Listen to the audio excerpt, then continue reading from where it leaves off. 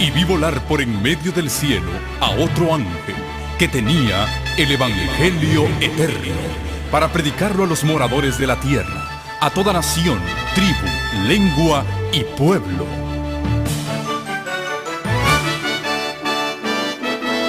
Con ustedes su programa cristiano con temas bíblicos de actualidad. Un programa que trae al mundo la verdad presente. Este es el Evangelio Eterno.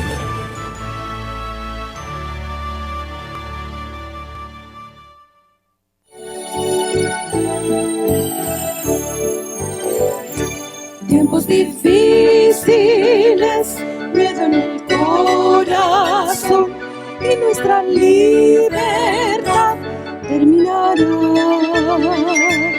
Humíllate ante Dios, salvado del pecar. Sigue el camino fiel, despierta ya. Jesús pronto vendrá, noche o día será. Muchos se encontrarán, trompeta habrá.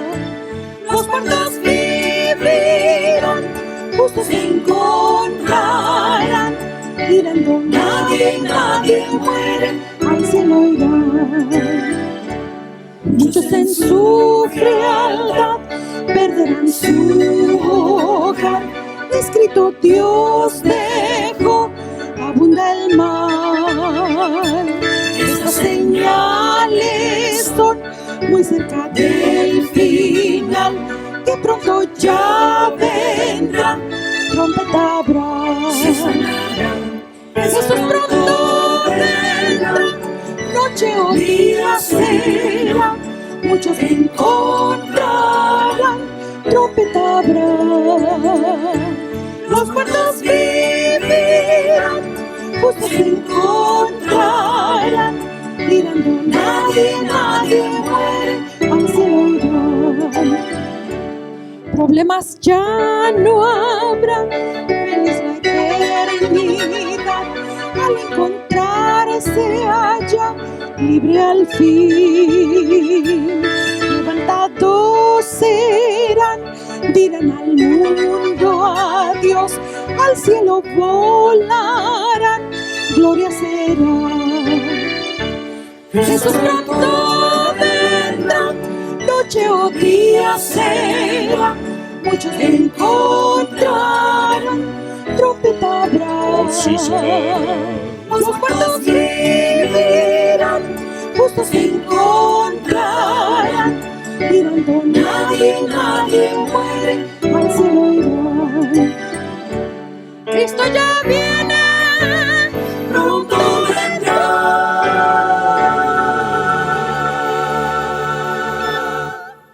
Es un gozo saludarles nuevamente en esta noche, poder estar juntos para estudiar la palabra de nuestro Dios.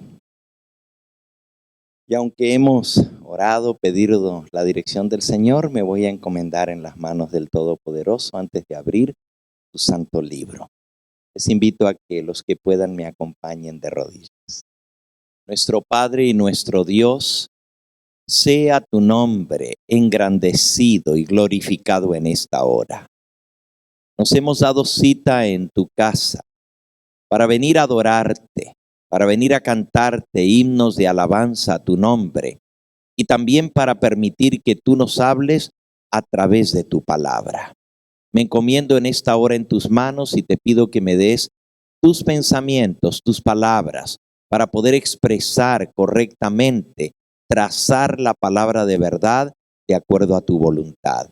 Bendice a cada persona aquí presente, llénanos de tu Espíritu Santo, bendice a aquellos que se nos unen a través de los medios de comunicación, donde quiera que estén, que también tu bendición les alcance. Y danos un tiempo provechoso, juntos, aprendiendo más de las profecías del libro de Apocalipsis. Tú conoces, Señor, las necesidades particulares de cada uno de los que estamos aquí. Sé propicio y trae solaz, trae tranquilidad a cada corazón, sabiendo que cada situación está puesta en tus manos y que tú has de guiar nuestras vidas tal como tú lo has prometido en tu palabra, que no tenemos por qué dudar ni por qué temer. Perdona nuestras faltas y danos un corazón receptivo a tu verdad. En el nombre de Cristo lo pedimos. Amén. Nuestro estudio de la segunda visión que le dio el Señor Jesucristo al apóstol San Juan, nos toca considerar en esta hora cuando el Cordero abre el tercer sello. Vimos que los sellos representan períodos de la historia de la humanidad. Y al ir abriendo cada uno de estos sellos, son distintas etapas del juicio investigador en el cielo.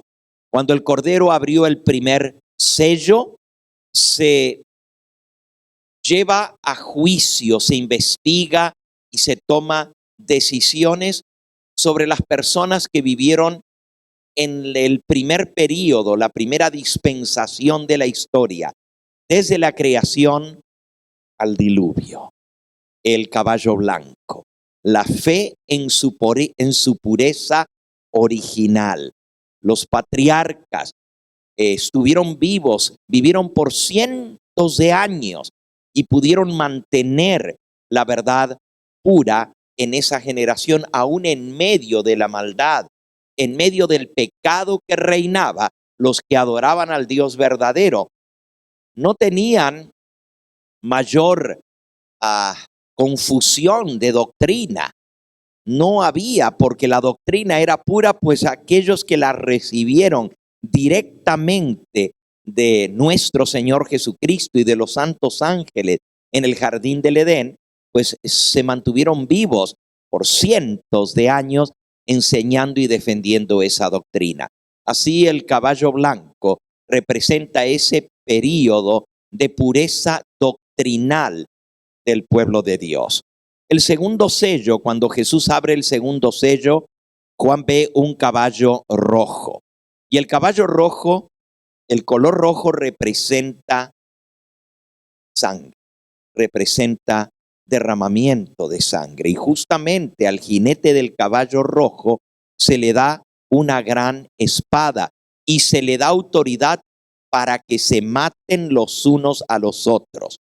Este es el período de las grandes guerras de conquista de los grandes imperios, el flujo y reflujo de las naciones. Esas cuatro bestias que representaban cuatro imperios mundiales que buscaron el dominio, la hegemonía del mundo, representa ese caballo rojo con el jinete que sale para matar mucha gente. Se le dio autoridad para que se quitasen la vida los unos a los otros. Eso nos muestra de que son guerras entre un pueblo y otro pueblo, entre un imperio y otro imperio.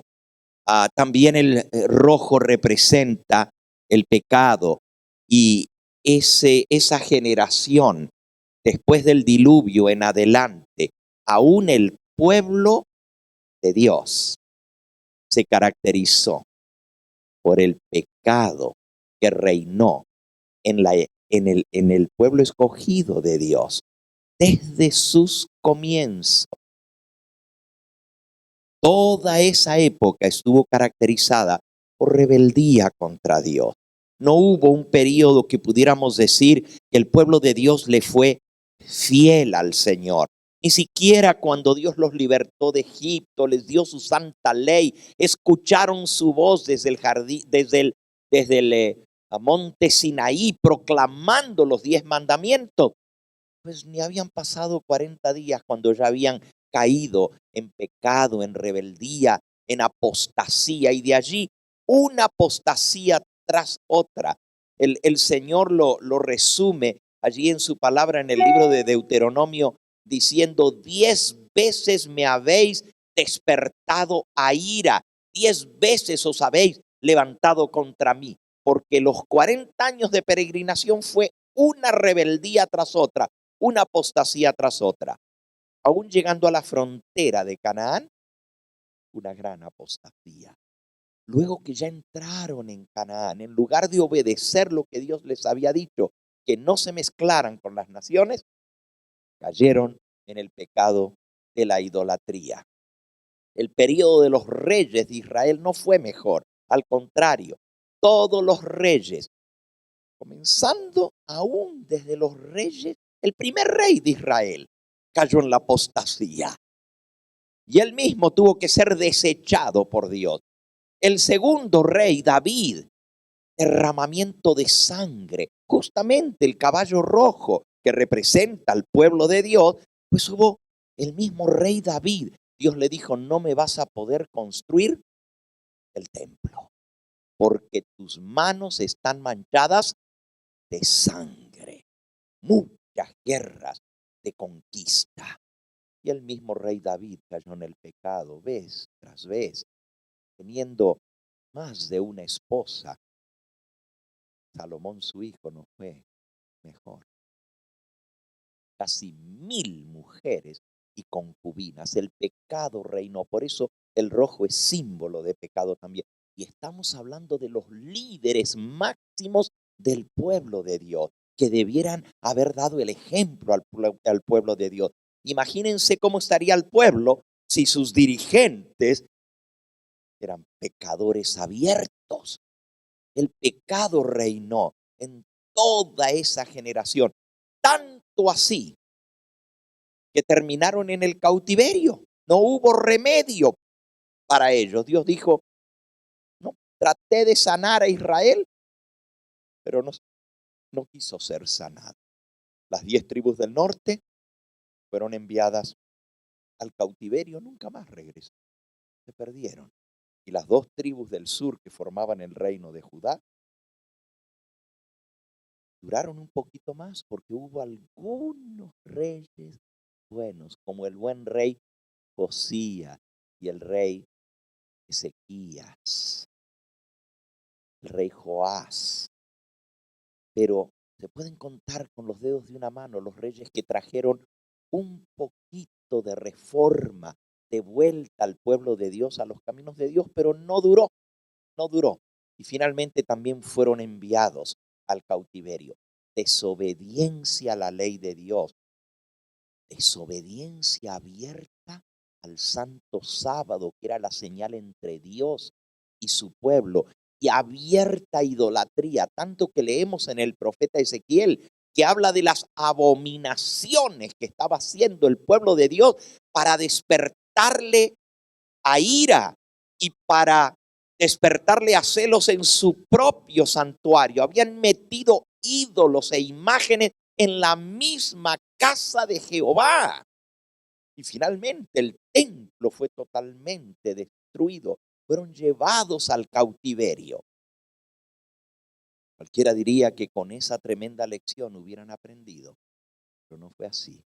Después del retorno del cautiverio, volvieron a mezclarse con los pueblos, se volvieron a intercasar con los paganos, tanto que cuando viene Nehemías tuvo que hacer limpieza porque estaban viviendo en abierta rebeldía contra el plan de Dios. Díganme ustedes cuál momento en la historia del pueblo escogido de Israel, y tenemos todo el Antiguo Testamento para dar testimonio de lo que pasó en esa época, en qué momento hubo lealtad a Dios, en qué momento se puede decir que el pueblo fue fiel a Dios. Cristo lo dijo, les mandé profeta tras profeta. Y a unos los mataron, a otros los apedrearon. ¿A cuál de vuestros profetas no mataron vuestros antepasados? Esa es la historia del caballo rojo, símbolo de sangre, de luchas, de contiendas, pero también símbolo de apatía, de pecado. Pero si el rojo era malo, ahora llegamos al tercer sello. Y el tercer sello es el caballo negro. Vamos a leer lo que dice cuando el Cordero abrió el tercer sello. Apocalipsis 6, versículo 5. Cuando el Cordero abrió el tercer sello, oí al tercer ser viviente que decía: ven y mira. Y miré, y he aquí un caballo negro, y el que lo montaba tenía una balanza en la mano. Y oí una voz de en medio de los cuatro seres vivientes que decía: 2 libras de trigo por un denario y 6 libras de cebada por un denario, pero no dañes el aceite ni el vino. Esta noche vamos a estudiar un poquito lo que esto significa, pero hablemos primero del símbolo del caballo negro. Y este es el tercer periodo de la historia. Y Pastor Obando, él está muy al pendiente del desarrollo de los sellos. Lo he visto desde el sábado tomando nota y escuchando, porque es una interpretación un poquito distinta de la que estamos acostumbrados.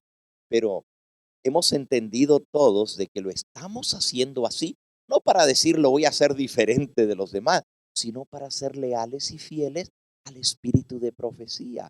Porque ella nos dice que el contenido de ese libro con 7 sellos nos presenta la historia de toda la humanidad, desde la creación hasta el fin, la culminación de la historia.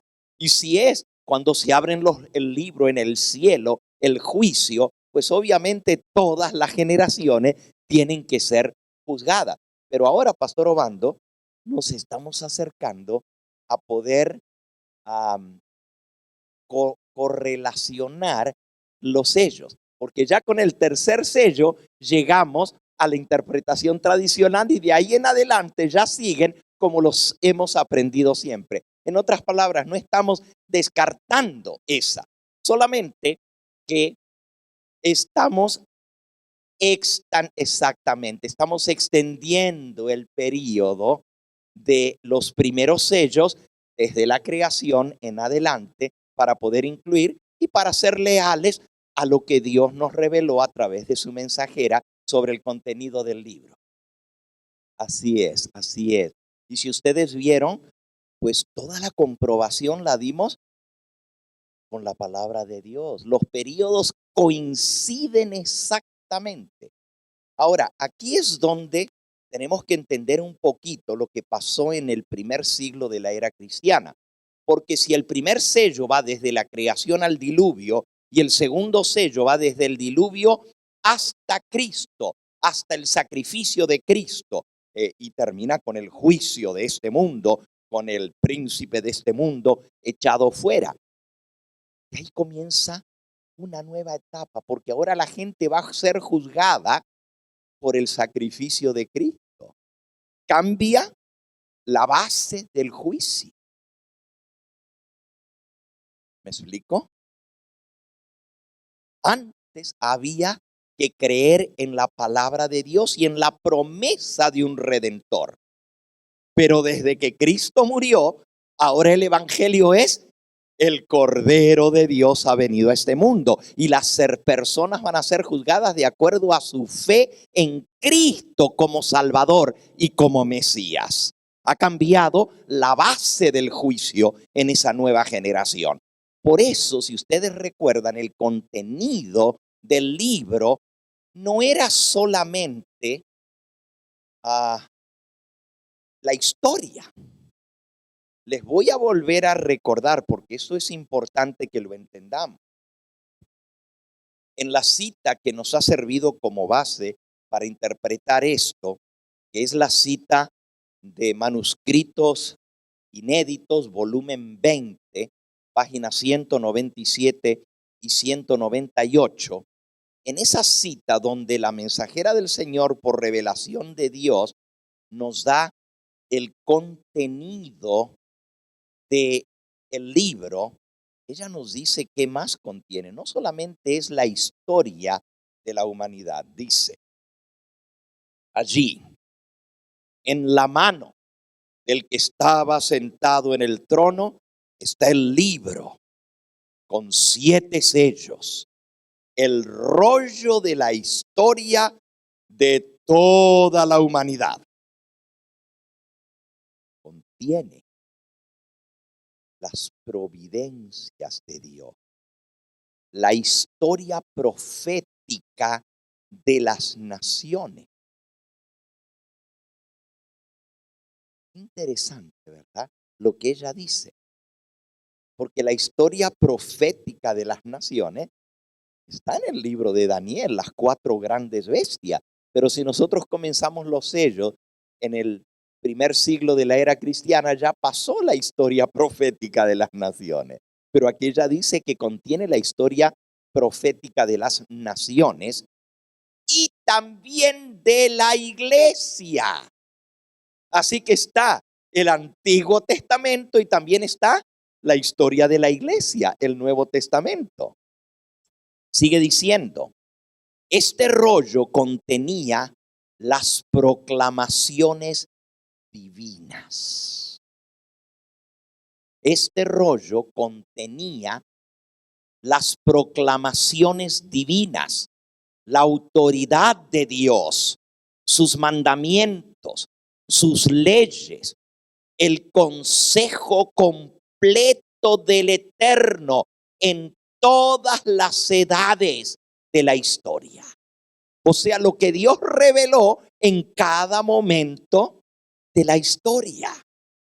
Y termina diciendo, la historia de todos los poderes reinantes en las naciones, en lenguaje simbólico, este rollo contenía la influencia de cada nación, lengua y pueblo, de cada individuo, desde el comienzo de la historia de la tierra hasta su culminación.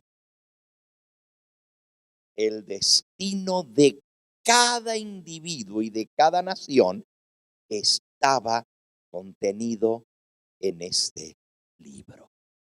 Así que no solamente está la historia de lo que la gente hizo, también están las proclamas divinas, está las providencias de Dios, está el mensaje de Dios, su autoridad, su mensaje para cada generación. ¿Por qué? Porque al abrir el rollo, cuando se hace el juicio, obviamente primero se ve sobre qué base se va a juzgar. ¿Puede Dios juzgar de la misma manera a los que vivieron después del sacrificio de Cristo que a los que vivieron antes? ¿Puede Dios juzgar a los que vivimos en esta época de la misma manera que va a juzgar a los que no tuvieron acceso a la Biblia en la Edad Media y que nunca la leyeron ni tuvieron una Biblia en su mano? Para cada momento de la historia están las bases de ese juicio. Por eso al abrir el libro se leen las proclamas divinas, se lee la providencia de Dios, cómo Dios actuó. La providencia es la manera como Dios actuó, cómo Dios intervino, cómo Dios interactuó con su pueblo, y de ahí vienen las lecciones que el pueblo tiene que aprender para ser juzgado. Entonces, todo eso al abrir el libro, en cada porción está la base primero y luego cómo reaccionaron las personas a esas proclamas divinas. Porque recuerden que los que se juzgan son los que entraron alguna vez al servicio de Dios, los hijos de Dios, o los que profesaron ser hijos de Dios y conocer el camino de Dios. Entonces, si todo aquel que profese conocer al Dios verdadero, Dios lo considera su hijo, aunque no tenga todo el y la luz.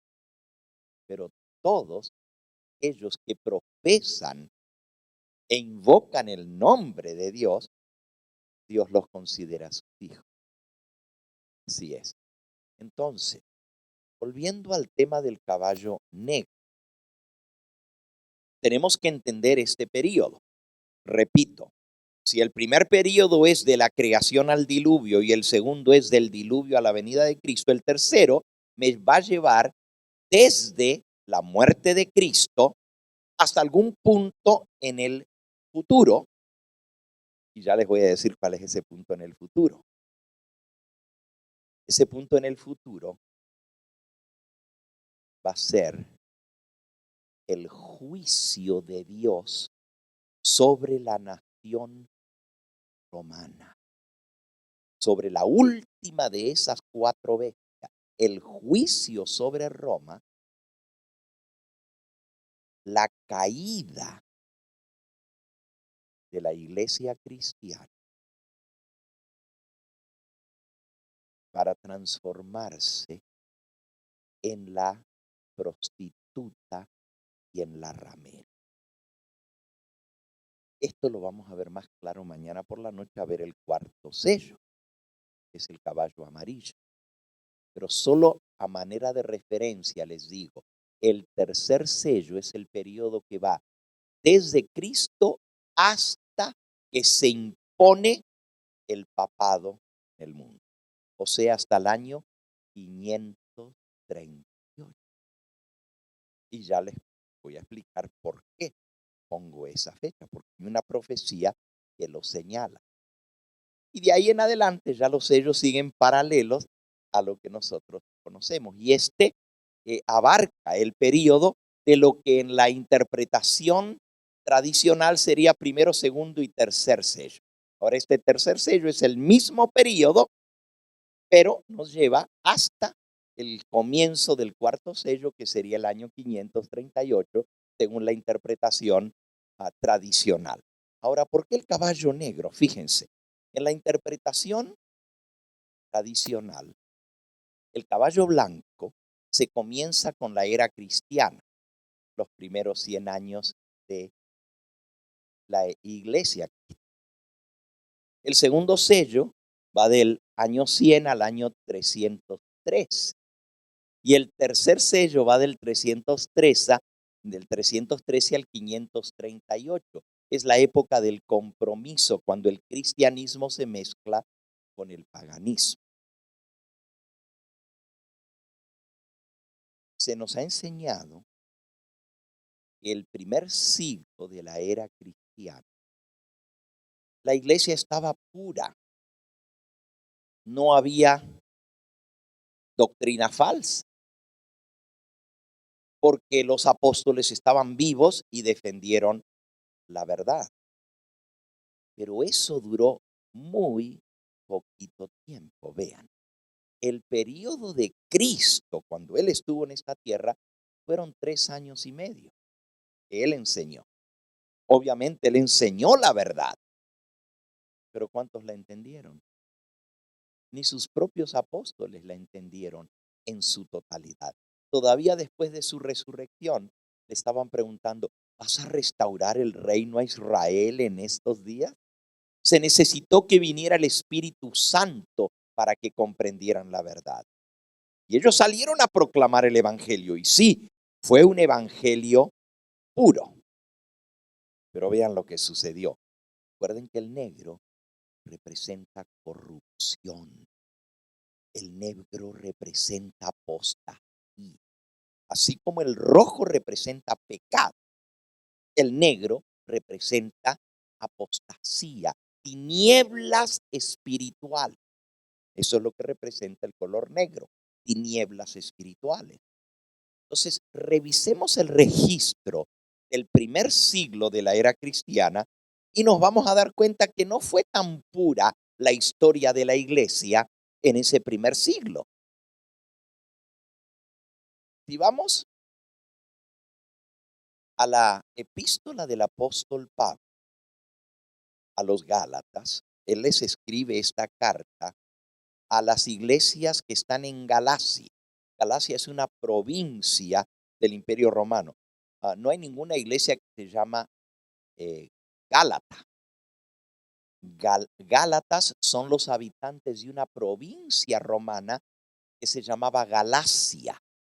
Y Galacia incluía una cantidad de iglesias que el apóstol San Pablo fundó. No voy a entrar en los detalles de esto, pero sepan que eran por lo menos 15 iglesias que estaban en Galacia cuando Pablo les escribe la carta.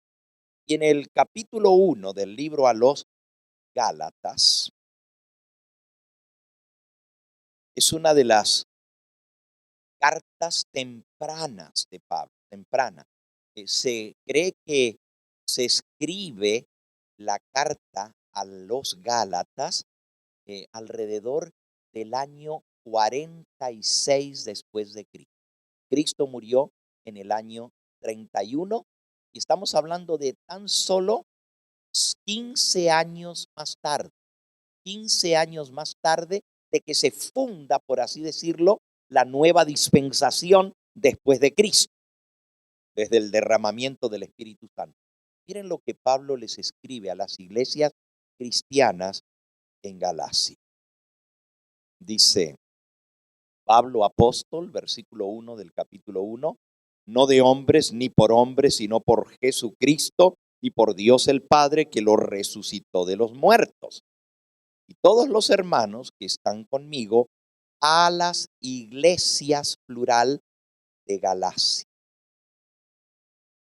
Paz y gracia sean a vosotros, de Dios el Padre y de nuestro Señor Jesucristo, el cual se dio a sí mismo por nuestros pecados para librarnos del presente siglo malo, conforme a la voluntad de nuestro Dios y Padre, a quien sea la gloria por los siglos de los siglos. Amén.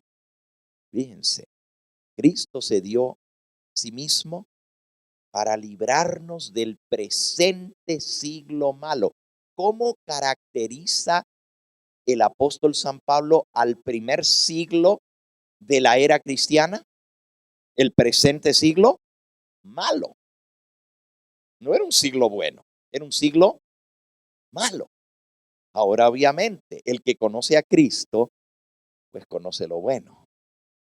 Pero miren lo primerito, se va al grano el apóstol Pablo al escribirle a las iglesias en Galacia y les dice, estoy maravillado de que tan pronto os hayáis alejado del que os llamó por la gracia de Cristo para seguir un evangelio diferente. No que haya otro, sino que hay algunos que os perturban y quieren pervertir el evangelio de Cristo. Mas si aún nosotros o un ángel del cielo os anunciare otro evangelio diferente del que os hemos anunciado, sea que anatema, maldito quiere decir. Como antes hemos dicho, también ahora lo repito, si alguno os predica diferente evangelio del que os hemos anunciado, sea anatema. Ahora, esto no suena como que las iglesias estaban siguiendo fielmente el camino del Señor. ¿Qué nos está diciendo?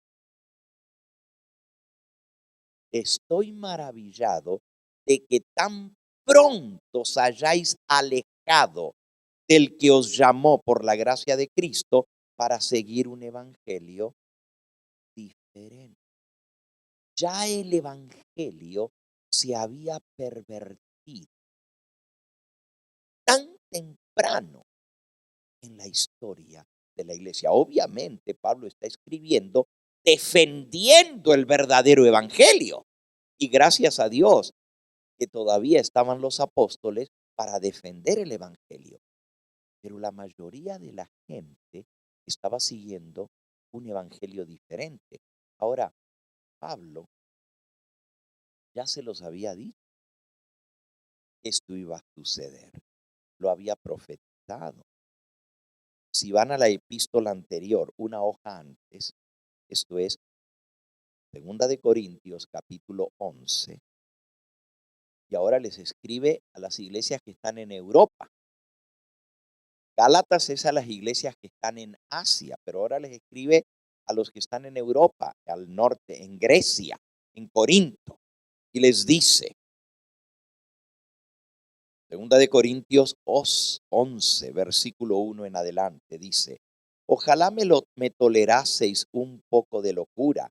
Sí, tolerad, porque os celo con celo de Dios, pues os he desposado con un solo esposo para presentaros como una virgen pura a Cristo. Pero temo que como la serpiente con su astucia engañó a Eva, vuestros sentidos sean de alguna manera extraviados de la sincera fidelidad a Cristo.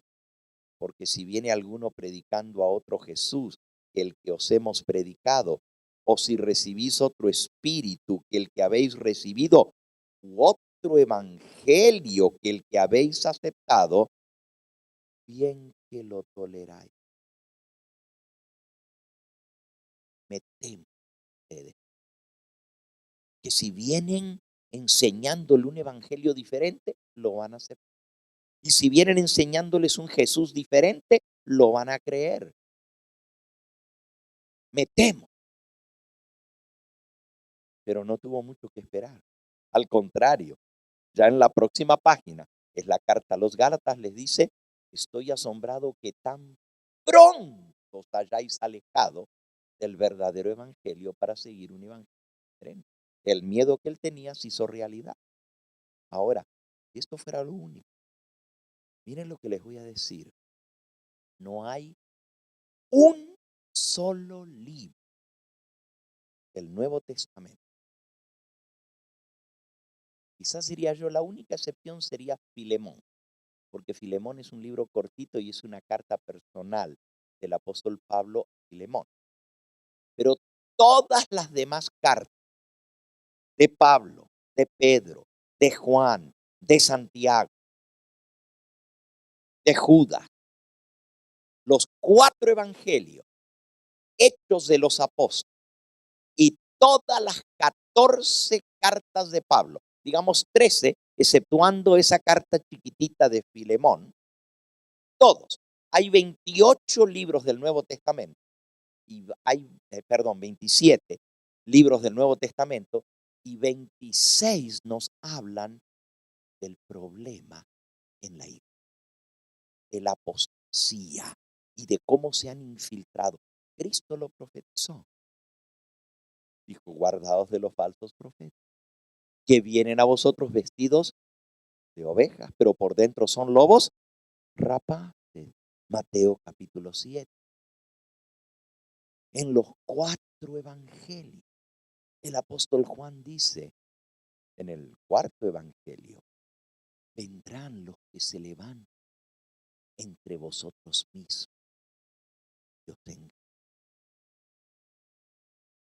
Y el apóstol Pablo en el libro de Hechos, y por cierto, podríamos leer todos los pasajes, no tengo el tiempo de leerlo, pero si vamos a Hechos en el capítulo 20, aquí el apóstol San Pablo se dirige a todas las iglesias de Asia Menor. Éfeso, Esmirna, Pérgamo, Tiatira, Filadelfia, Laodicea y todas las demás iglesias, Mileto y Troas. Había más de 15 iglesias allí en Asia Menor. No, más de 30 iglesias. 15 solamente en la provincia de Galacia, al norte. Dice el versículo 17 del capítulo 20, enviando pues desde Mileto a Éfeso, hizo llamar a los ancianos de la iglesia, y cuando vinieron a él les dijo, vosotros sabéis cómo me he comportado entre vosotros todo el tiempo desde el primer día que entré en Asia, sirviendo al Señor con toda humildad y con muchas lágrimas y pruebas que me han venido por las acechanzas de los judíos, y como nada que fuese útil he rehuido de anunciaros y enseñaros públicamente y por las casas, testificando a judíos y a gentiles acerca del arrepentimiento para con Dios y de la fe en nuestro Señor Jesucristo. Ahora, he aquí ligado yo en espíritu, voy a Jerusalén sin saber lo que allá me ha de acontecer, salvo que el Espíritu Santo por todas las ciudades me da testimonio, diciendo que me esperan prisiones y tribulaciones. Pero de ninguna cosa hago caso, ni estimo preciosa mi vida para mí mismo, con tal que acabe mi carrera con gozo y el ministerio que recibí del Señor Jesús, para dar testimonio del Evangelio de la gracia de Dios. Y ahora, he aquí, yo sé que ninguno de todos vosotros, entre quienes he pasado predicando el reino de Dios, verá más mi rostro. Por tanto, yo os protesto en el día de hoy que estoy limpio de la sangre de todos, porque no he rehuido anunciaros todo el consejo de Dios. El versículo 28 y 29 tiene la amonestación que les da a todos los dirigentes de las iglesias en Asia, a los ancianos. Dice, por tanto, versículo 28, mirad por vosotros y por todo el rebaño en que el Espíritu Santo se ha puesto por obispo para apacentar la iglesia del Señor, la cual él ganó por su propia sangre. Porque yo sé que después de mi partida entrarán en medio de vosotros lobos rapaces que no perdonarán al rebaño, y de vosotros mismos se levantarán hombres que hablen cosas perversas para arrastrar tras sí a los discípulos. De entre los mismos líderes de las iglesias se iban a levantar los apóstatas que iban a arrastrar discípulos tras sí. Lobos rapaces que no perdonarían el rebaño. Entonces, la apostasía vino después de que se murieron los apóstoles. Desde el comienzo. Miren lo que les escribió a los tesalonicenses. Segunda de Tesalonicenses, capítulo 2, el mismo apóstol San Pablo. Les dice, versículo 7, porque ya está en acción el misterio de la iniquidad, solo que hay quien al presente lo detiene hasta que él a su vez se ha quitado de en medio. El misterio de la iniquidad ya está en acción. Por eso les amonesta al comienzo del capítulo y les dice, pero con respecto a la venida del Señor Jesucristo, de nuestro Señor Jesucristo y nuestra reunión con Él, os rogamos, hermanos, que no os dejéis mover fácilmente de vuestro modo de pensar, ni os conturbéis, ni por espíritu, ni por palabra, ni por carta, como si fuera nuestra, en el sentido de que el día del Señor está cerca. Nadie os engañe en ninguna manera, porque no vendrá el Señor sin que antes venga la ¿qué? La apostasía, y se manifieste el hombre de pecado, el hijo de perdición. Así que, hermano, Cristo no va a venir ya. Les dice, nadie os engañe con respecto a la venida del Señor Jesús, porque no puede venir Él sin que primero venga la ¿qué? La apostasía. Y entonces en el versículo 7 les dice, ya está en acción el misterio de la iniquidad.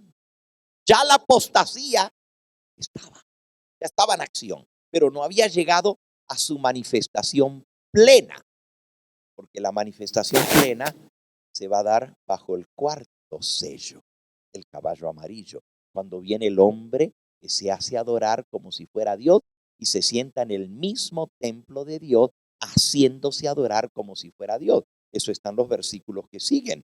El versículo 3, nadie os engañe en ninguna manera, porque no vendrá Cristo sin que antes venga la apostasía y se manifieste el hombre de pecado, el hijo de perdición, el cual se opone y se levanta contra todo lo que se llama Dios o es objeto de culto, tanto que se sienta en el templo de Dios como Dios, haciéndose pasar por Dios.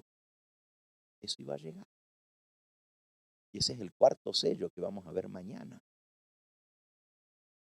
El hombre de pecado se sienta en el templo de Dios. El templo de Dios es la iglesia. Y se hace adorar como si fuera Dios. Pero ya en la época de Pablo, él dice, ya el misterio de iniquidad está en acto. Y lo vemos en Tesalonicenses. Ahora vean lo que le escribe a Timoteo. En Timoteo, mira de Timoteo capítulo 6, dice el versículo 3. Si alguno enseña otra cosa y no se conforma a las sanas palabras de nuestro Señor Jesucristo y a la doctrina que es conforme a la piedad, está envanecido, nada sabe y delira acerca de cuestiones y contiendas de palabras de las cuales naces envidias, pleitos, blasfemias, mala sospecha, disputas necias de hombres corruptos de entendimiento y privados de la verdad, que toman la piedad como fuente de ganancia. Apártate de los tales. Ya esta gente estaba en la iglesia, que estaban utilizando la religión para sacarles el dinero a la gente, fuente de ganancia. Pero también dice hombres corruptos de entendimiento y privados de la verdad. Apártense de los tales. O sea, ya la apostasía se había metido y ya esos hombres que les había dicho que se iban a meter dentro de la misma iglesia, ya estaban. Y por eso les está amonestando, apártense de ellos, no se dejen engañar. Piense lo que le escribe a la iglesia que está en Roma. En Roma. Y por cierto, la epístola a los romanos es más temprana todavía que la epístola a los corintios y los gálatas. Escribió como unos 2 años antes la epístola a los romanos. Es la primera de todas las epístolas de Pablo. Después de Hechos viene Romanos. Vayan a Romanos capítulo 16. Romanos 16. Y ahora les está escribiendo a los hermanos que están en Roma. Todo el capítulo 16 son saludos a los distintos hermanos que vivían en Roma. En el versículo 17 les dice: mas os ruego, hermanos, que os fijéis en los que causan divisiones y tropiezos en contra de la doctrina que vosotros habéis aprendido, y que os apartéis de ellos, porque tales personas no sirven a nuestro Señor Jesucristo, sino a sus propios vientres, y con suaves palabras y lisonjas engañan los corazones de los ingenuos. Los ingenuos están siendo engañados. Pero les está diciendo a los hermanos que están en Roma: hermanos, tengan cuidado con los que están causando divisiones y tropiezos en contra de la doctrina. Apártense de los tales. Apartaos de ellos, porque esas personas no sirven a nuestro Señor Jesucristo, sino se sirven a sí mismos. Y con palabras y lisonjas, cosas bonitas, engañan a los incautos. Ya el engaño estaba metido en Roma. Y aquí estamos leyendo una epístola, la más temprana de todas las epístolas de Pablo. Ya había divisiones y tropiezos en contra de la doctrina en Roma, la capital del imperio. No es de sorprenderse entonces la apostasía, cuando llegó a florecer, a madurar completamente y se hizo apostasía general, tuvo su sede en Roma, porque en Roma fue donde comenzó. Cuando lleguemos al cuarto sello mañana, vamos a entender cómo se establece papado, ese hombre que hace adorar fuera Dios. Pero esto no vino de golpe de un día para otro. Esto fue un desarrollo. Ya la división en contra de la doctrina había comenzado en Roma temprano, todavía en la época de la apología. ¿Qué les dice?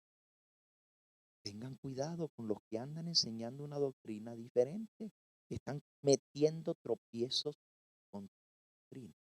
Podríamos seguir leyendo un pasaje tras otro que nos muestran que el primer siglo de la era cristiana no es tal cual como nosotros hemos pensado, ¿no? Un siglo donde todo era puro y donde la iglesia cristiana no tenía ningún problema. No, ya los problemas existían en esa época.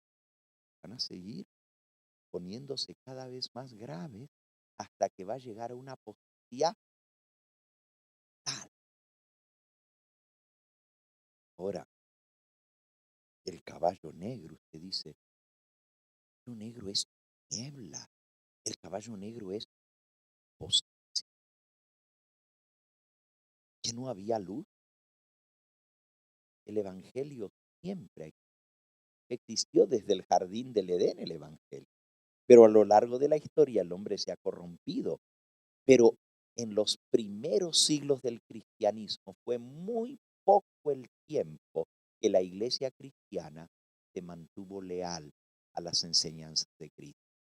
Yo recuerdo un maestro que tuve cuando estudié historia eclesiástica en la Universidad de Andhra. Este maestro, una persona muy estudiada en historia, un doctorado en historia, también un doctorado en teología. Su apellido es conocido porque es hijo de un pastor muy querido, el pastor Maxwell, el autor de las bellas historias de la Biblia, los 10 volúmenes. El papá de este profesor mío era el que escribió los 10 volúmenes de las bellas historias de la Biblia y escribió también el libro Las hermosas enseñanzas de la Biblia. Pues este pastor Maxwell fue mi maestro, Mervyn Maxwell, es el que escribió el libro sobre Daniel y sobre Apocalipsis, muy conocido, ¿verdad? Dios revela el futuro, las profecías de Daniel y las profecías de Apocalipsis. Fue mi maestro en la Universidad de Andrews. Y una de las cosas que yo recuerdo que él nos enfatizaba, y una frase que nos hizo aprender de memoria, te la voy a decir primero en inglés, porque él hablaba inglés, y así me la aprendí yo, y después se las traduzco al español. Él decía, the speed in which the early church toboggan into apostasy takes one's breath away. ¿No lo entendieron? Ahora se los digo. La velocidad con que la iglesia temprana, la iglesia primitiva, early church, la rapidez, la velocidad con que la iglesia apostólica, la iglesia primitiva, toboggan quiere decir se deslizó como si fueran un tobogán. Ustedes saben, cómo es el tobogán. Los niños se suben allá arriba y una vez que se tiran, no hay quien los frene hasta que llegan hasta abajo. Es un tobogán, se los lleva. Así la iglesia cristiana cayó en el tobogán de la apostasía. Y dice, speed, la velocidad, in which the early church, en la cual la iglesia primitiva cayó en el tobogán de la apostasía, take one's breath away. Te deja abierto, te deja sin respiración de tan rápido que apostató la iglesia. Yo les podría hablar de todas las herejías que surgieron en el primer siglo de la era. Y lo sabemos porque los apóstoles lo dejaron escrito en sus epístolas. ¿Se sorprenderían ustedes que yo les diga que había facciones en la iglesia? Miren, vayan a 1 Corintios capítulo 3.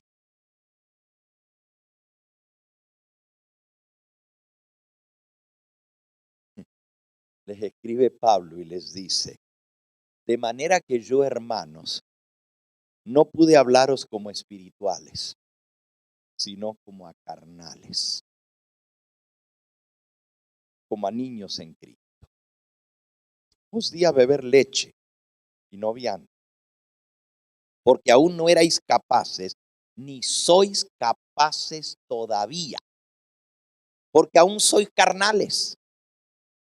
Pues hay entre vosotros, versículo 3, celos, contiendas y disensiones. ¿No sois carnales y andáis como hombres? Porque anda uno diciendo, versículo 4, yo ciertamente soy de Pablo, y el otro, yo soy de Apolos, y el otro, yo soy de Cefas.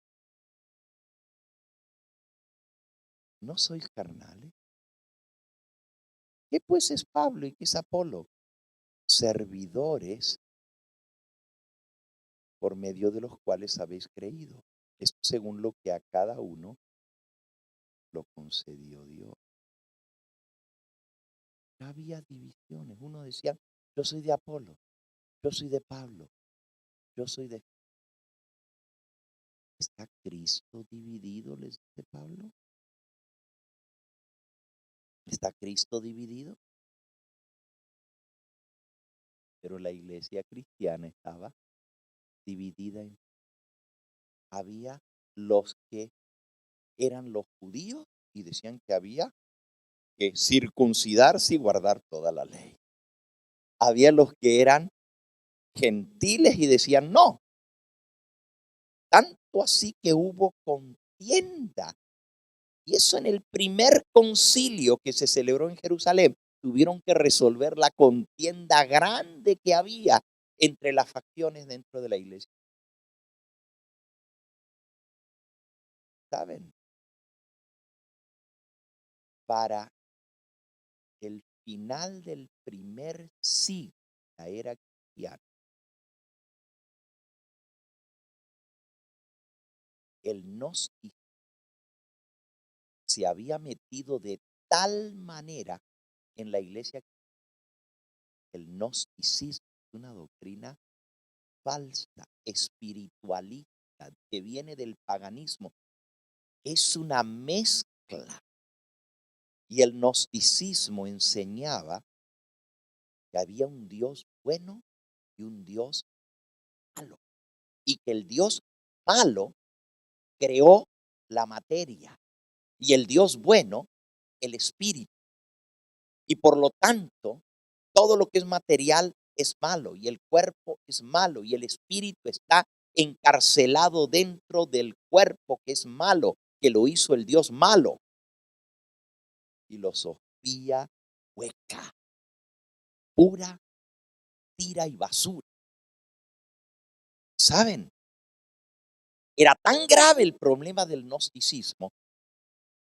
El apóstol Pablo y el apóstol Juan atacaron fuertemente el gnosticismo, porque hasta decían que como Cristo se hubiera hecho carne, si la carne es mala, si Cristo es nomás espíritu, ¿cómo Él se pudo haber hecho carne? Por eso el apóstol Juan, que escribe el último evangelio, el más tardío, declara, en el principio era el verbo y el verbo estaba con Dios y el verbo era Dios y aquel verbo se hizo carne y habitó entre nosotros y vimos su gloria. Tuvo que atacar el gnosticismo. Y fíjense lo que él escribió en Primera de Juan ahora. Primera de Juan, un poquito antes de Apocalipsis. En el capítulo 4 y el versículo 1. Amados, no creáis a todo espíritu, sino probad los espíritus para ver si son de Dios o no, porque muchos falsos profetas han salido por el mundo. En esto conoced el Espíritu de Dios. Todo espíritu que confiesa que Jesucristo ha venido en carne es de Dios. Y todo espíritu que no confiesa que Jesucristo ha venido en carne, no es de Dios. Este es el espíritu del anticristo, el cual vosotros habéis oído que viene y que ahora ya está en el mundo. Hijitos, vosotros sois de Dios y los habéis vencido, porque mayor es el que está en vosotros que el que está en el mundo. Ellos son del mundo, por eso hablan del mundo y el mundo los oye. Nosotros somos de Dios. El que conoce a Dios nos oye y el que no es de Dios no nos oye. En esto conocemos el espíritu de la verdad y el espíritu de error. Ahora, ¿por qué creen que el apóstol Juan está escribiendo eso? Porque ya esto se había metido en la iglesia cristiana. Y ya estaban enseñando que Jesucristo era puro espíritu y que nunca se había hecho carne, porque la carne es mala. La carne la creó el demiurgo, así le llamaban los gnósticos al Dios inferior. Hay un Dios superior, que era el Padre, y un Dios inferior. Y ellos decían que ese Dios inferior creó la materia y creó la carne. Que el espíritu es lo único que es santo y bueno, pero lo material es malo. Pero nosotros sabemos por la palabra de Dios que Dios creó el cuerpo humano y Él nos hizo del polvo de la tierra. Y Dios dijo, después de que creó a Adán y a Eva, que todo era bueno en gran manera. Entonces, ¿cómo vamos a decir que el cuerpo es malo? Dios lo hizo. Pero todas esas doctrinas falsas se habían metido en la iglesia cristiana. El gnosticismo fue la amenaza más grande contra el cristianismo. Porque los gnósticos, la palabra gnóstico viene de la palabra griega gnosis, que quiere decir conocer. Y decían, nosotros tenemos el conocimiento verdadero. Los demás están ciegos, pero nosotros les abrimos el entendimiento para que lean la Biblia y sepan que la Biblia está infiltrada con ideas falsas.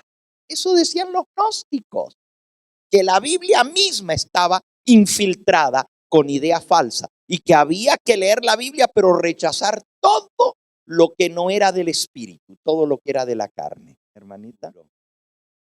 Todo eso que iba a venir a corromper el cristianismo, esas ideas griegas, porque eso viene de los griegos. Eran los filósofos griegos con sus ideas paganas y panteístas y espiritistas que supuestamente se convirtieron al cristianismo, infiltraron la iglesia cristiana y comenzaron a enseñar el gnosticismo. ¿Saben cuán grande amenaza fue el gnosticismo? A principios del segundo siglo, y este es el periodo que estamos estudiando ahora, un historiador de la iglesia dice que a principios del segundo siglo, 2 de cada 3 cristianos que decían ser creyentes en Cristo eran no. 2 de cada 3, o sea, el mundo cristiano, porque el evangelio se regó, el evangelio de Cristo en el primer siglo, pero el gnosticismo, la mala cizaña, la mala hierba, se metió, fue sembrada por el diablo temprano. En el mismo tiempo que se sembró la buena semilla, el diablo sembró la mala semilla para que crecieran juntos. ¿Se acuerdan la parábola del Señor Jesús del trigo y la cizaña? Él lo dijo. Iban a crecer juntos el trigo y la cizaña. Entonces, el Hijo del Hombre sembró la buena semilla, pero el enemigo sembró la cizaña. Y eso viene desde los días de Cristo. Entonces, por eso se representa ese periodo de la iglesia cristiana como el caballo negro, porque la verdad tenía que luchar contra el error. y eventualmente el error se sobrepuso. Ustedes saben que la mala hierba crece más que la buena semilla. Se multiplicó el error y ya para el tercer y cuarto siglo el error llegó a ser tan generalizado que podemos decir que fue el caballo negro, tiniebla espiritual. Y por supuesto, este tercer sello nos lleva todo el periodo del emperador. Fíjense qué interesante. Primero, los cristianos eran perseguidos por los judíos. Les decían que eran una secta. Los querían exterminar. Los judíos eran los que perseguían a los cristianos. ¿Se acuerdan? El Saulo de Tarso, que tenía cartas para ir por todos los lugares buscando los que eran de ese camino de los cristianos y llevarlos a Jerusalén, enjuiciarlos y mandarlos a matar, como habían matado a Esteban, ¿verdad? El primer mártir cristiano. Y de allí dice Hechos capítulo 8, que se desató una terrible persecución en la iglesia y fueron esparcidos por todas partes los cristianos por la terrible persecución. La persecución comenzó con el mismo judaísmo y el cristianismo salió del judaísmo. Cristo era judío, los 12 apóstoles eran judíos, pero eran judíos que aceptaron al Mesías, a Jesús, y por haber aceptado la verdad fueron perseguidos por el mismo pueblo judío. Era el pueblo escogido de Dios. Ayer lo vimos, ¿verdad? A los suyos vino y los suyos no le recibieron. Entonces, después de la persecución judía, comienza la persecución del Imperio Romano. Y los cristianos fueron perseguidos atrozmente por el Imperio Romano. Pero eso no fue lo que más destruyó la iglesia. No fue al contrario, la persecución más bien hizo que miles aceptaran el Evangelio de Cristo. Lo que destruyó la iglesia terminó transformándose en el caballo negro. Fue la infiltración de las doctrinas falsas. Y esto llegó a su apogeo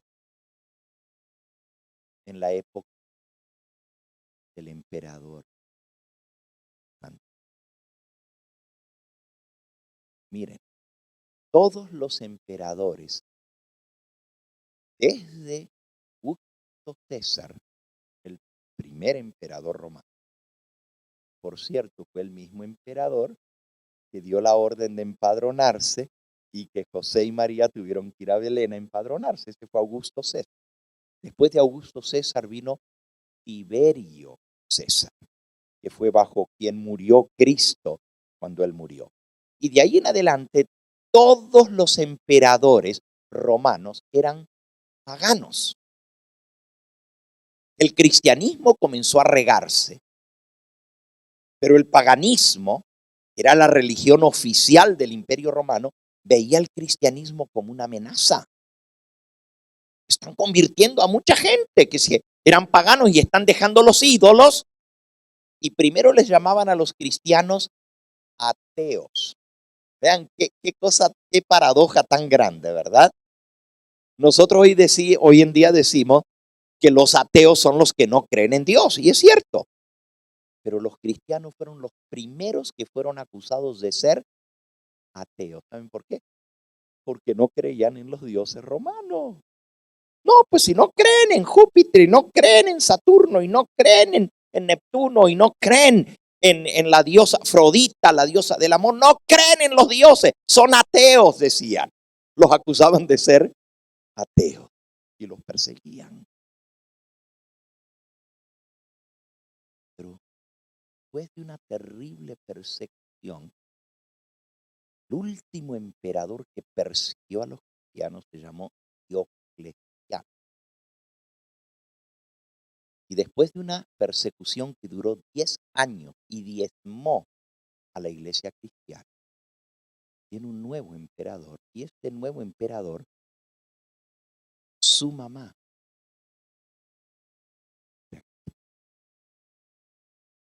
Y la mamá de ese emperador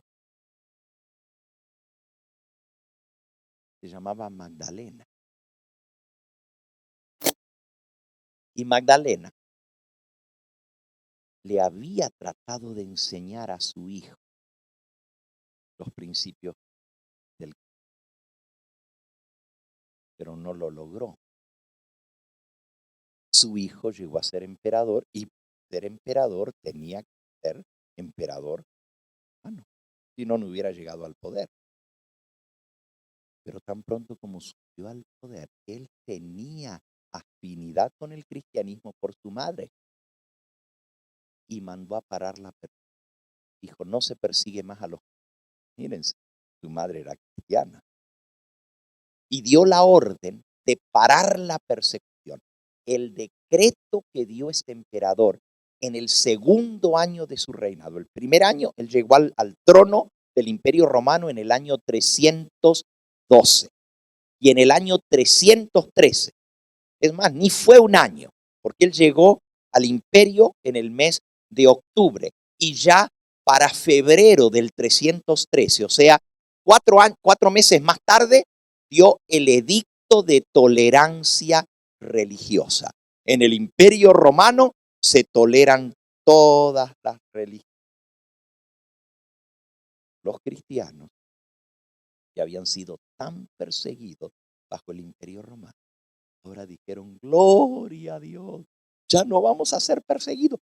Antes se tenían que esconder para se tenían que meter en las catacumbas, debajo de la tierra, no lo podían hacer abiertamente. Pero ahora que el emperador da libertad, pues ahora pueden salir del encierro. Qué bonito se sintió. Pero el emperador mismo se convierte en cristiano. La iglesia cristiana estaba eufórica. Ahora el emperador es cristiano. Y no sabían que era el plan maestro. Destruir. Era como el caballo de Troya que se los metieron por dentro a destruir. Miren lo que escribe la mensajera del Señor de ese periodo. Por cierto, ¿saben cómo se llama ese periodo? Una era de tinieblas espiritual. Justamente el caballo negro. La era de tinieblas espirituales es el capítulo 3 del conflicto de los siglos. Si ustedes quieren leer algo interesantísimo, vayan esta noche, busquen antes de acostarse el conflicto de los siglos y lean el capítulo 3. Es interesantísimo, interesantísimo lo que pasó cuando se convierte. Dice, poco a poco, primero solapadamente, a hurtadillas y después con más descaro, conforme iba cobrando fuerza y dominio sobre los espíritus de los hombres, el misterio de la iniquidad, apostasía, hizo progresar su obra engañosa y blasfema dentro de la iglesia. De un modo casi imperceptible, las costumbres del paganismo comenzaron a penetrar en la iglesia cristiana. El espíritu de avenencia y de transacción fue coartado por algún tiempo por las terribles persecuciones que sufriera la iglesia bajo el régimen del paganismo. Mas cuando cesó la persecución y penetró el cristianismo en las cortes y los palacios, la iglesia dejó a un lado la humilde sencillez de Cristo y de sus apóstoles por la pompa y el orgullo de los sacerdotes y gobernantes paganos, y sustituyó los requerimientos de Dios por las teorías y tradiciones de los hombres. La conversión nominal, ¿entienden la palabra nominal? de nombre. La conversión nominal de Constantino a principios del cuarto siglo, en el 312, causó gran regocijo entre los cristianos y el mundo, disfrazado con capa de rectitud, se introdujo en la iglesia. Desde entonces la obra de corrupción progresó rápido. Que se convierte Constantino, ahora la iglesia rompe en totalidad. El paganismo que parecía haber sido vencido, porque era el que perseguía a los cristianos, realmente vino a ser el vencido. Fíjense qué tremendo. Ya no vamos a ser perseguidos, no. Pues ahora el emperador se hizo cristiano, qué bueno. Bajaron la guardia. Y todas las costumbres y prácticas del paganismo se metieron en el cristianismo. Vean lo que hizo. En el año 321, 9 años después de parar la persecución, pasa un decreto, el más famoso de todos los decretos, el 7 de marzo del año 300. Este decreto fue: haciendo la primera ley establece domingo como día obligatorio de reposo para todo el imperio. La primera ley dominical. Y no fue una ley dominical chiquitita. Fue a nivel de todo el imperio romano, que todo el imperio tenía que cesar y dejar de trabajar el domingo. ¿Qué creen que hizo la iglesia? Dijo, no, nosotros guardamos el sábado.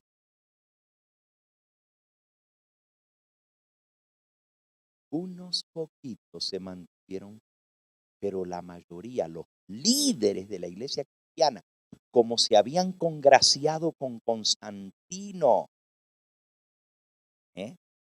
porque ahora el emperador se había hecho cristiano, pero no dejó su pompa, no dejó su corona, no dejó su vestido real, no dejó de ser el soberbio Constantino, y no dejó las imágenes. Las imágenes se metieron en las iglesias, solo que ahora le pusieron nombres de los apóstoles y nombre de los hombres apreciados en el cristianismo. Las mismas imágenes paganas ahora se hicieron imágenes, y el día de reposo del paganismo llega a ser el día de reposo del cristianismo. ¿Saben lo que dijeron los líderes religiosos? Ya que el emperador se ha hecho cristiano y él quiere unificar todo el imperio. ¿Saben cómo los convenció Constantino? Esto está en la historia. Constantino les dijo a los líderes religiosos, y esto está en los anales del concilio de Nicea. Les dijo, el día en que el mundo pagano, todo el imperio romano, guarda, es el domingo. Ustedes los cristianos, el domingo es el día en que Cristo resucitó de los muertos. ¿Por qué no lo hacen un día de celebración en honor a Cristo, que resucitó en domingo? Muchos dijeron, pero el mandamiento dice sábado. Pero Constantino tenía una influencia tremenda y dijo, esto va a ayudar a que muchos paganos se hagan cristianos, porque el mismo día que ellos están acostumbrados a guardar, pues ahora lo van a dedicar a Cristo en lugar de dedicarlo al Dios Sol. Y los convenció. Y la iglesia aprueba el domingo en lugar de sábado.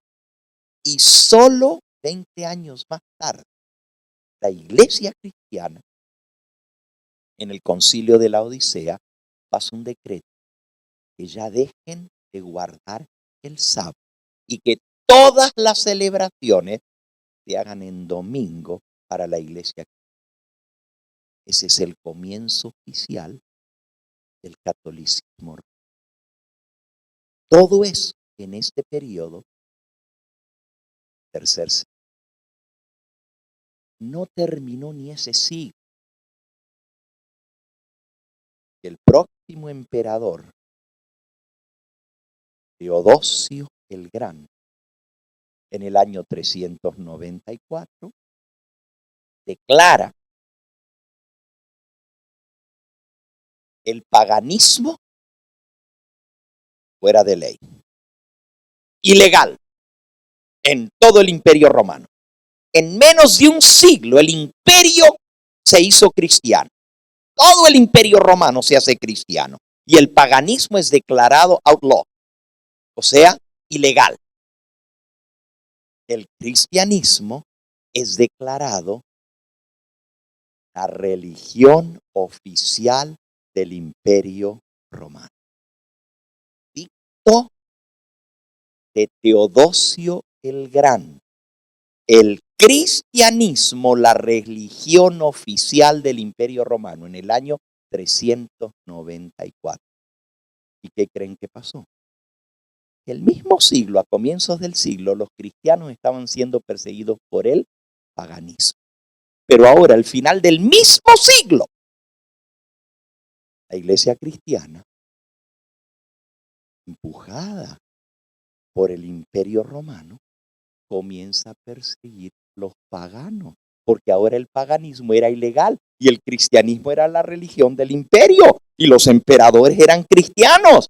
De ahí en adelante todos los emperadores, hasta que cayó el Imperio Romano, eran todos cristianos, pero bien pobres y bien, pero decían que eran cristianos. Termino en esta noche diciéndoles el próximo parrafito aquí. En el capítulo 3 del conflicto de los siglos, una era de tinieblas espirituales. Dice así: el paganismo, que parecía haber sido vencido, resultó ser el vencedor. El espíritu del paganismo dominó la iglesia. Sus doctrinas, ceremonias y supersticiones se incorporaron a la fe y al culto de los que profesaban ser discípulos de Cristo. Esta unión con el paganismo y el cristianismo dio por resultado el desarrollo del hombre de pecado predicho en la profecía como poniéndose a Dios y ensalzándose a sí mismo sobre Dios. Este gigantesco sistema de falsa religión es la obra maestra del poder de Satanás, un monumento de sus esfuerzos para sentarse él en el trono y reinar sobre la tierra según su voluntad. Y hermanos, de ahí en adelante viene toda la corrupción y las doctrinas, toda. Se introduce la unión de la iglesia y el Estado. Se introduce el culto a las imágenes y reliquias. Se establece el domingo como día obligatorio de reposo. Se establece la doctrina de la inmortalidad del alma. Se establece la doctrina del infierno que se está quemando ahorita y del purgatorio. Todo eso son doctrinas falsas, se introducen en este periodo. Por eso es el caballo negro. Se introduce la invocación a los santos y la adoración a la Virgen María. Todo esto lo estoy leyendo aquí en el capítulo Una era de tinieblas espirituales. Se introduce la herejía del tormento eterno, página 63.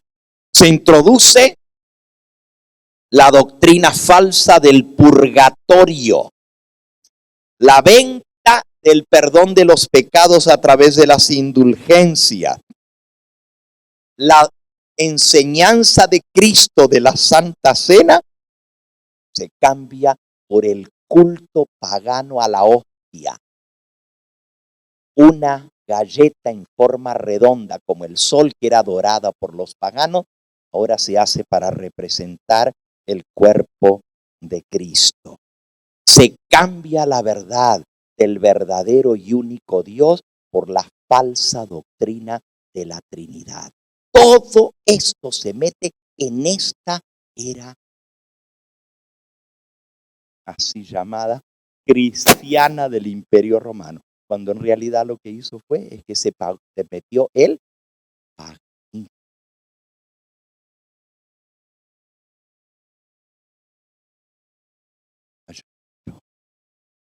Y miren la última partecita. Dice que se le dio una balanza. La balanza significa pesado fuiste en balanza y fuiste hallado falto. La balanza simboliza que el pueblo de Dios de esa época es hallado porque en lugar de defender la verdad de Cristo y los apóstoles, cayeron en el error, la idolatría y los engaños del paganismo. Y así se forma el falso sistema religioso del catolicismo. Este periodo compone las iglesias de Éfeso, Esmirna y Pérgamo. Y a Pérgamo se le dice: yo conozco tus obras, de dónde moras, dónde está el trono de Satanás. Tengo unas cosas contra ti, que tienes a los que retienen la doctrina de Balaam, etcétera. Ya no voy a leer esto, pero quiero ir a lo de la balanza y a lo del trigo y la cebada. Apocalipsis 6, versículo 5. He aquí un caballo negro y el que lo montaba tenía una balanza en la mano. Pesado fuiste en balanza y fuiste hallado falto. Eso está en Daniel capítulo 5. Y oí una voz de en medio de los 4 seres vivientes que decía: 2 libras de trigo por un denario y 6 libras de cebada por un denario. ¿Qué representa eso? Bueno, el trigo es con lo que se hace el pan. Es lo básico para mantener la vida. Pero en lenguaje espiritual, Cristo dijo: no solo de pan vivirá el hombre, sino de toda palabra que sale de la boca del Señor.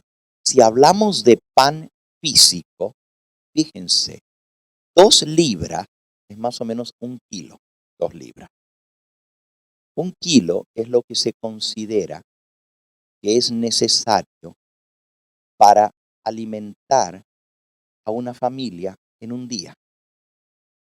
Pero se está vendiendo 2 libras de trigo por un denario. El denario es lo que se gana una persona en un día entero de trabajo. En otras palabras, estaba tan caro el trigo que lo que ganaban solo les alcanzaba para comprar las 2 libras de trigo. Lo que ganaban en el día entero en este periodo les alcanzaba solo para comprar un poco de harina para hacerse pan. ¿Y el resto qué? ¿Y cómo mantener su familia? En otras palabras, lo que alimenta la cebada es más barata que el trigo. 5 libras de cebada por un denario. La cebada es lo que se le da más a los animales, a las bestias, para poderlos mantener, aunque también es un buen alimento para el hombre. 5 libras por un denario. ¿Se imaginan? Tener que alimentar también a los animales con tan caro. Pero si lo pasamos ahora a la parte espiritual, si pensamos que lo que alimenta al pueblo de Dios es la palabra de Dios. Y esta estaba escrita. y bien cara en ese tiempo. ¿Quién tenía el acceso a la verdad y a la palabra de Dios? Muy poco. ¿Por qué? Porque los dirigentes guiaron al pueblo a creer en las fábulas, en las supersticiones, en las enseñanzas de los hombres y no a poner su fe en Cristo y en su santa palabra. Pero luego dice, no dañes, ¿qué dos cosas? El aceite y el vino. Estos dos son símbolos del verdadero vino, símbolo de la copa de Cristo. Cuando hablamos de vino, no es vino fermentado. Y el aceite es el Espíritu Santo.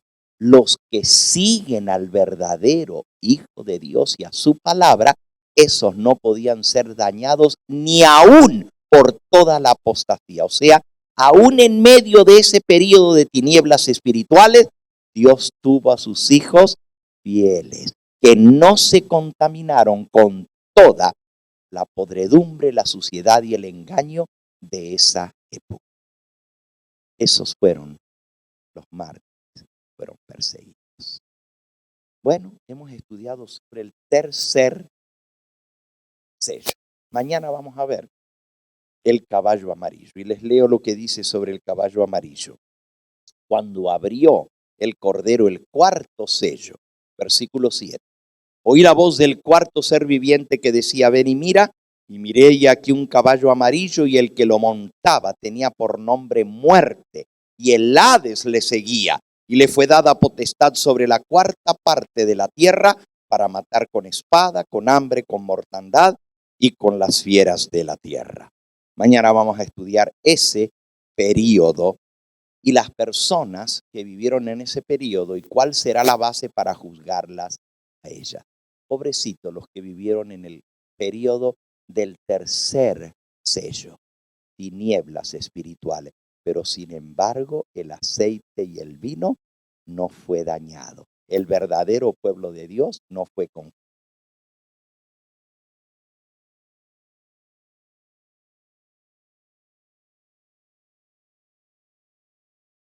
Acuérdense que el jinete del caballo negro se le da la balanza en la mano y es el que sale por toda la tierra. ¿Se acuerdan que leímos? Es el que sale a recorrer toda la tierra, ya en Zacarías. En el caso, por ejemplo, del segundo caballo, se le da la espada al del caballo rojo. Este es el que causa los estragos. En el cuarto sello, el que lo monta se llama la muerte. Entonces el tercero es el que causa toda esta tiniebla espiritual. Y a él es el que se le dice, no puedes dañar. Si el caballo negro es símbolo de tiniebla y símbolo de engaño, pues obviamente es el que está engañando. Dice, el que lo montaba tenía la balanza en la mano, o sea, no fue hallado falto. Este es el engaño de los líderes religiosos de esa época, guiados por Satanás. Y a ellos se les dice, no puedes dañar el aceite ni el vino. Eso significa que el verdadero pueblo de Dios y la palabra genuina de Dios no podía ser dañada. ¿Okay? Vamos a escuchar a nuestra hermanita Isabel con esta alabanza final y después de eso cantamos el himno y somos despedidos. Adelante, hermanita.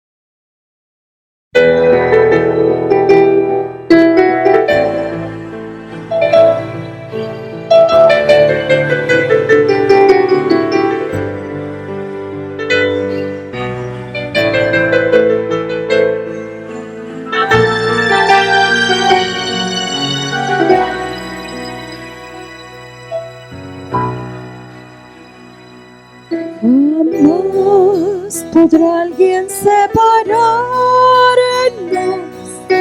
de Cristo nuestro Redentor, ni cosa alguna arrebatarnos el gozo de su tierno amor.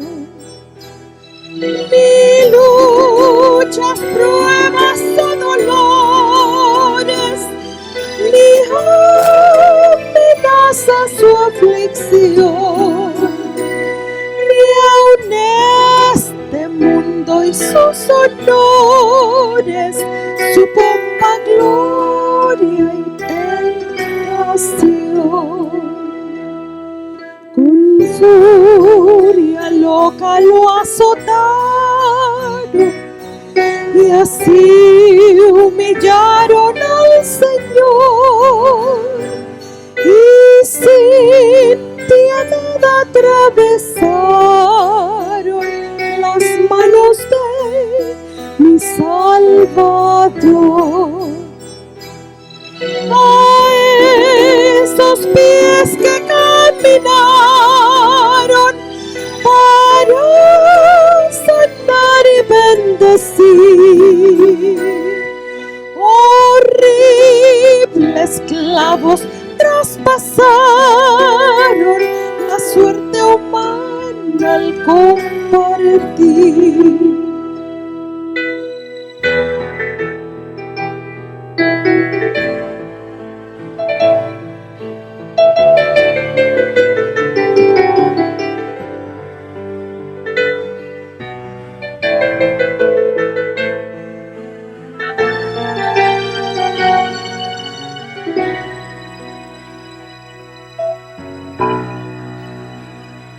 Qué horror que por mi vil pecado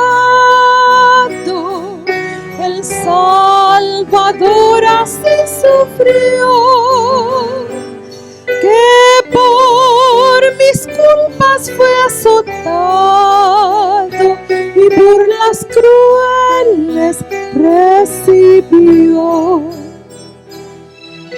Ingratos hemos de alejarnos de aquel que tanto nos amó, y con anhelo de salvarnos su propia vida entregó, su propia vida entregó, su propia vida entregó.